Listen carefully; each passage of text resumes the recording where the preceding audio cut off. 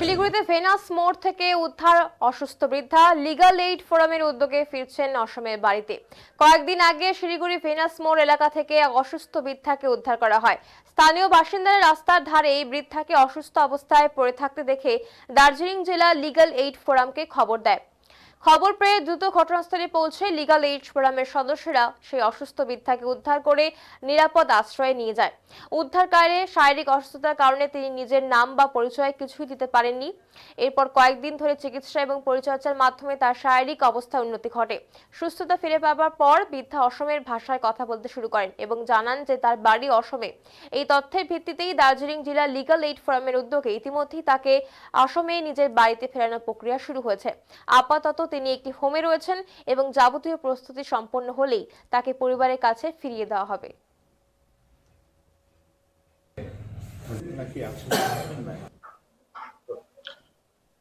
Siliguri venous মোড়ের একটা ঘুপচির মধ্যে উনি পড়েছিল, প্রায় 7 দিন হলো। তো ওখান থেকে ওখানকার যারা বাসিন্দা, যারা ছোট মসজিদ এরিয়ায় যারা কমিউনিটি সার্ভিস করে, যারা সমাজের সঙ্গে কাজ করে, তার মধ্যে থেকে আমাদের দার্জিলিং ডিস্ট্রিক্ট লিগ্যাল এইড ফোরামের কাছে ফোন আসে এবং বলা হয় যে ওনাকে কিভাবে রেস্কিউ করা যায়। তারপরে যথারীতি আমি অ্যাটেন্ড করি। সেই দিনই রাত্রি 10:30টার সময় অ্যাটেন্ড করি এবং প্রতিদিন রাত্রে আমরা ওনাকে দেখাশোনাটা করি যে খাওয়া দাওয়া ঠিক হচ্ছে কিনা বা ওনার শারীরিক কিছু ব্যাপার। তারপরে ওনাকে উনি আসামি ভাষা ছাড়া কিছু জানে না, সেই জন্য আমাদের লোকাল অ্যাডমিনিস্ট্রেশনের কাছে আমরা বলা হয়েছিল এবং সেই অনুযায়ী উনি ইন্টারপ্রেটার, আসামের ইন্টারপ্রেটার, আর একজন দোলা সরকার, উনিও আসামের ইন্টারপ্রেটার, সাথে আমাদের ডক্টর সংযুক্তা মৈত্র, সকলে মিলে আমরা চেষ্টা করে একটা জায়গায় জানা গেছে যে ওনার বাড়ি আসামের জোরহাটে। ওনার দুই ছেলে এবং 2টো ডাক্তার রেফারেন্স পাওয়া গেছে। এবং আমাদের Darjeeling district legal aid forum থেকে আননোন পেশেন্টদের নিয়ে যে রিপার্টিশনের কাজটা হয়, আমাদের টোটাল এখন প্রায় 100 জনের মতন রেস্কিউ অ্যান্ড গভর্নমেন্ট অফিসিয়াল অর্ডারে এটা করা হয়েছে।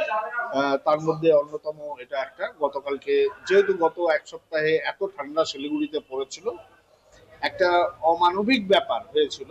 তো সেইখানটায় আমরা ওনাকে রেস্কিউ করে আমাদের নবদিশা যে হোম আছে দার্জিলিং ডিস্ট্রিক্ট লিগ্যাল এইড ফোরামের, সেই হোমে ওনাকে নেওয়ার সিদ্ধান্ত নেই এবং সেই মতন প্রিপারেশন নেওয়া হয়।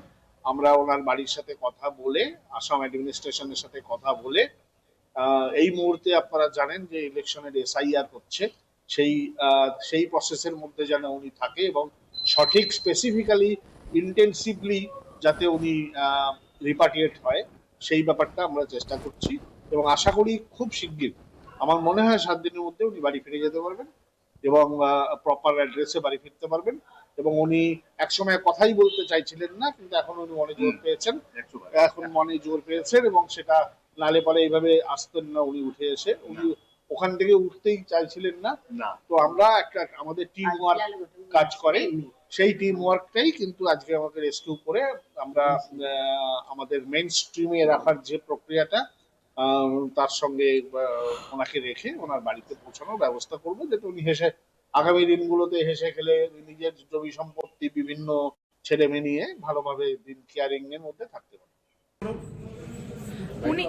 এতিয়া কি বিচাৰিছে আপুনি? ইয়াত তেওঁলোকে লৈ আহিছে, গম পাইছে না?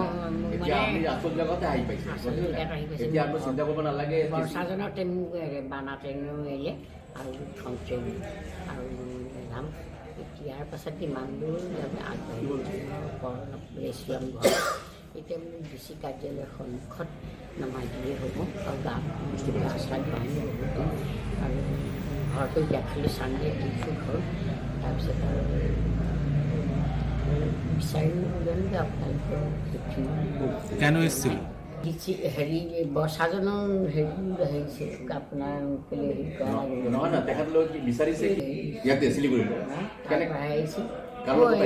বৰ্ষাজনৰ এৰিয়াৰ পৰা মই খোজকাঢ়ি যাওঁ। হেৰি ভাল লাগে। আচ্ছা, আমি খুব শর্ট একটু দাঁড়ানি বাইকটা নিচ্ছি।